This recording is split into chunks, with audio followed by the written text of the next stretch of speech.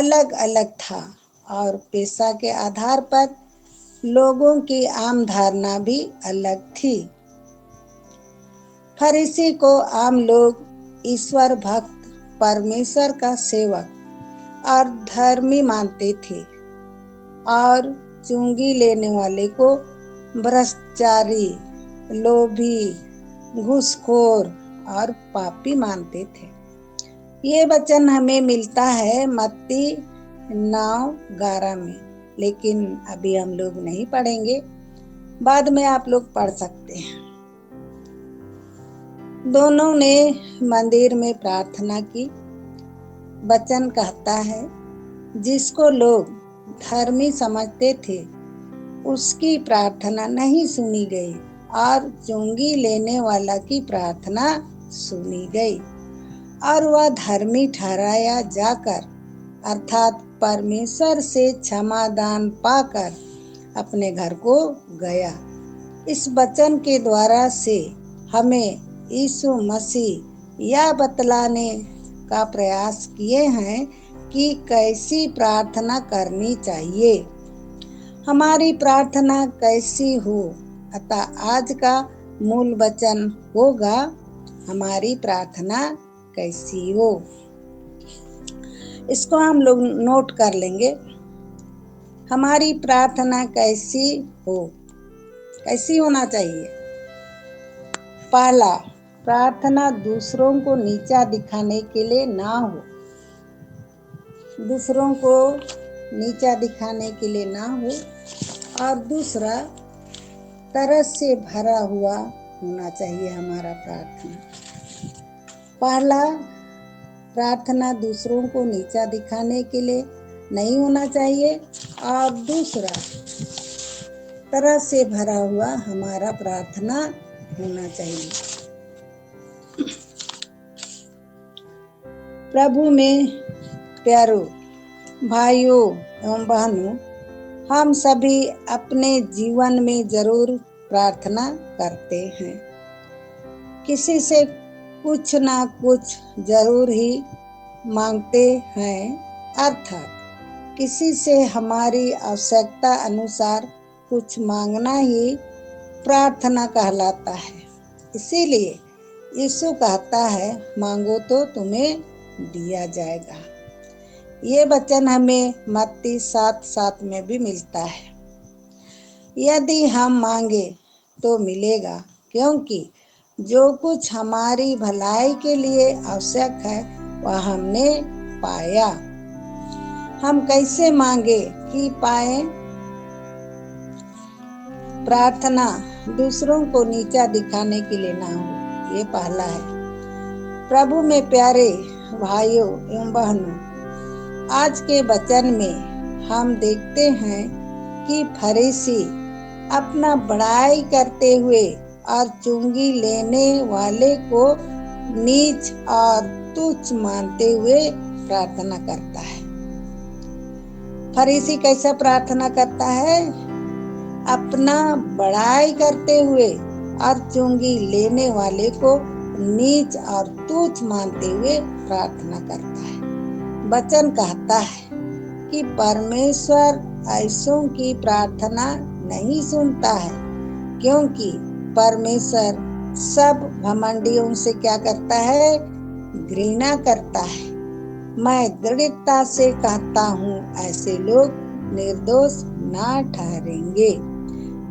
नीति वचन 16:5 में भी हम पाते हैं। इस तरह से हम भी यदि अपनी बड़ाई करते और दूसरों को मूर्ख समझते हुए दिखावे के लिए प्रार्थना करें तो प्रभु से कुछ भी नहीं मिलेगा। फरीसी की भांति हमारा प्रार्थना अपने भाई या पड़ोसी को तुच्छ समझने या हानि पहुंचाने के लिए ना करें, क्योंकि परमेश्वर ऐसों से क्या करता है? घृणा करता है। हमारा प्रार्थना तरस से भरा होना चाहिए। प्रभु में प्यारे भाइयों एवं बहनों, आज के वचन में हम देखते हैं कि चुंगी लेने वाला फरीसी की प्रार्थना को सुनकर अपने आंखों को प्रभु की ओर उठाना भी ना चाहा। वह अपने पापों के लिए प्रतिदिन और शोकित होकर पछतावा किया और प्रार्थना किया कि मुझ पापी पर क्या कर, दया कर। उसका पाप क्षमा हो गया और क्षमादान पाकर घर लौट गया। वह अपने पापों के प्रति तरस से भरा हुआ था। हम भी अपने पापों के प्रति शोक से भरकर पश्चाताप करें। प्रभु हमारे मन को देखते हुए हमें क्या करता है, क्षमादान देता है। हमारी प्रार्थना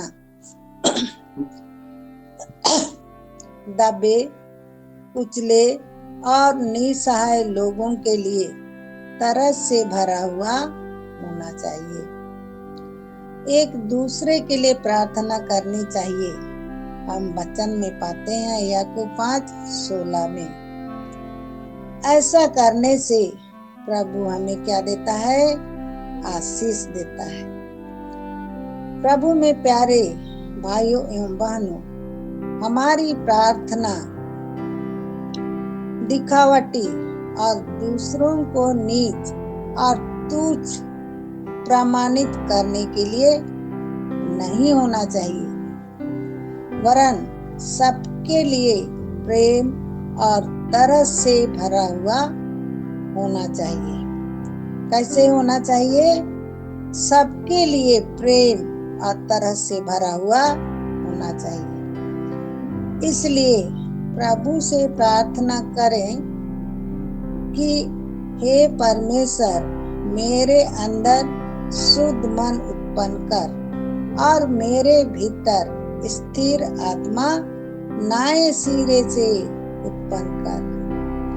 मुझे अपने आगे से निकल मत दे और अपना धर्मात्मा मुझसे अलग मत कर। अपने किए हुए उद्धार का हर्ष मुझे फिर से दे और उदार आत्मा देकर मुझे संभाल। तब मैं अपराधियों और पापियों को तेरा मार्ग सिखाऊंगा और पापी तेरी ओर क्या करेंगे, फिरेंगे। भजन संहिता 51 इसका 10 और 13 पद में भी हम पाते हैं। अतः हमारी कोमलता सब मनुष्यों पर प्रकट हो और सब हमारे प्रार्थना से आशीष पाए। आमीन। आइए हम प्रार्थना करेंगे। हे महान जीवित प्रेमी पिता परमेश्वर, अभी हमने आपका जीवित वचनों को सुना कि हमें प्रार्थना कैसा करना चाहिए। हाँ पिता ईश्वर, हम अपने लिए केवल नहीं, दूसरों के लिए भी प्रार्थना करने के लिए सीखा। हाँ पिता ईश्वर, हमारा प्रार्थना अभी हमने वचन में सुना कि हमारा प्रार्थना तरस होकर के करना है। तरस, हमारे मन में तरस होना चाहिए और आपसे हम प्रार्थना करने पाए। हाँ पिता ईश्वर, हम दो मनुष्यों को हम अभी वचन में पाए कि फरीसी का मन में घमंड था और चुंगी लेने वाला का मन में एक दीनता था। दीनताई के साथ उन्होंने आपसे निवेदन किया प्रभु, और उनका पाप को तूने क्षमा किया। क्षमादान पा करके वे अपना घर को चला गया। हाँ प्रभु, हम एक एक प्रियजनों को भी आपके समर्थी हाथों सौंप रहे हैं। हाँ पिता ईश्वर, हम भी आपसे चुंगी लेने वाले के जैसा ही हमारा मन को बना। हाँ पिता ईश्वर, और आपके समीप हम अपने लिए, दूसरों के लिए, रोगी दुखियों के लिए, हाँ पिता ईश्वर, हम आपसे निवेदन करने वाले हमारी दीनताई की प्रार्थना यीशु नाम में मांगे हैं, सुन और स्वर्ग राज में ग्रहण कर लीजिए। आमीन आमीन।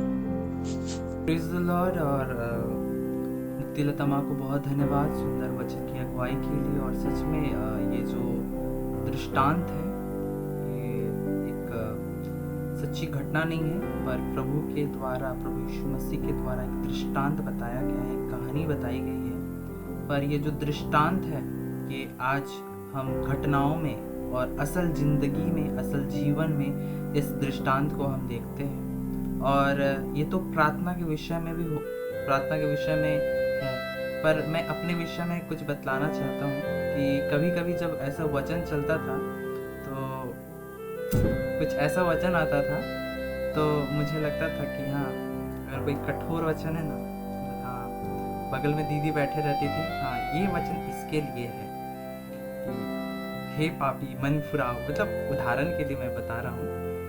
तो मैं अपने ऊपर उस वचन को नहीं ले रहा हूँ, मैं बगल वाले उस भाई को या बहन को मैं उस वचन के लिए मैं सोच रहा हूँ कि हाँ ये वचन तो इसके लिए अच्छा होगा, हाँ ये वचन तो इसके लिए अच्छा होगा। पर ऐसा सोचना भी ना घमंड को दर्शाता है।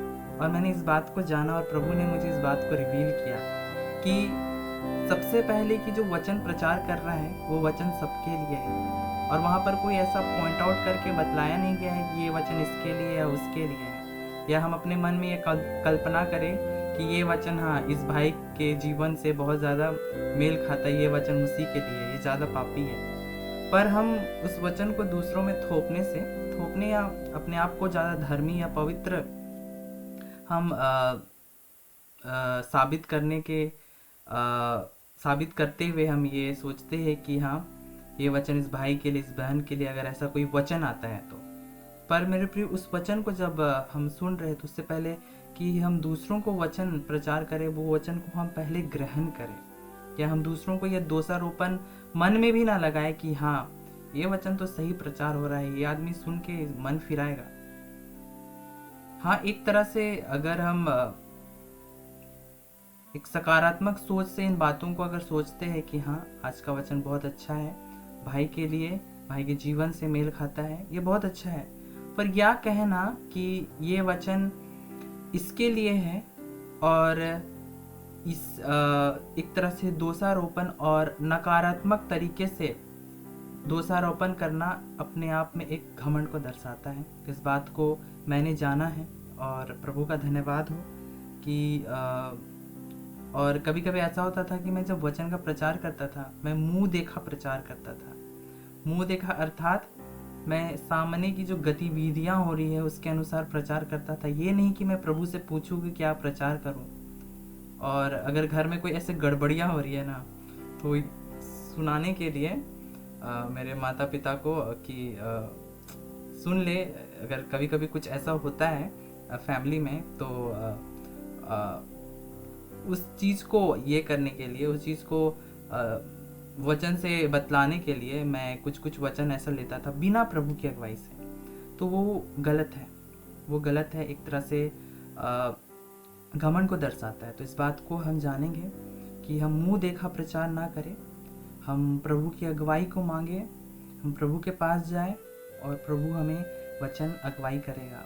ना तो हम फरीसी के समान रहे और दूसरों को हम दोषारोपण लगाए कि हाँ प्रभु मैं तो ये करता हूँ, मैं तो वो करता हूँ। और ये वचन शायद भाई दीपक भी लिए थे कि जिस प्रकार अगर कोई मन फिराया व्यक्ति है, वो सच में वो गिर जाएगा घुटनों में और कहेगा कि मैं तो योग्य नहीं हूँ कि मैं स्वर्ग के आपकी ओर अपने मुख को भी मैं ऊपर करूँ, बल्कि वो गिड़गिड़ाएगा। सबसे पहले यही स्मरण आता है कि मैं पापी हूँ।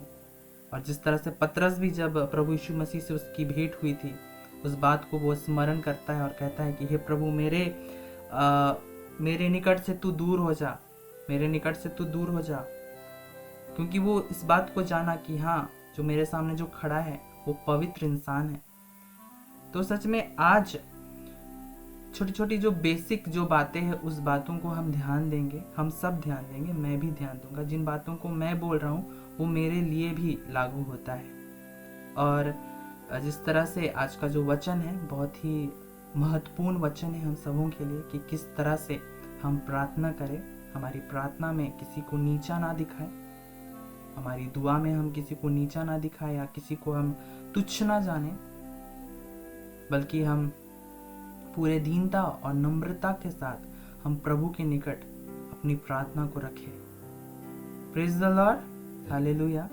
प्रभु का बहुत धन्यवाद हो। और आगे जो प्रार्थना का सेशन है, और अभी तो हमारे बीच में कोई प्रार्थना निवेदन नहीं आया है, तो अंतिम प्रार्थना करने में इलिशबा होरोमा वो अगुवाई करेंगी अंतिम प्रार्थना करने में।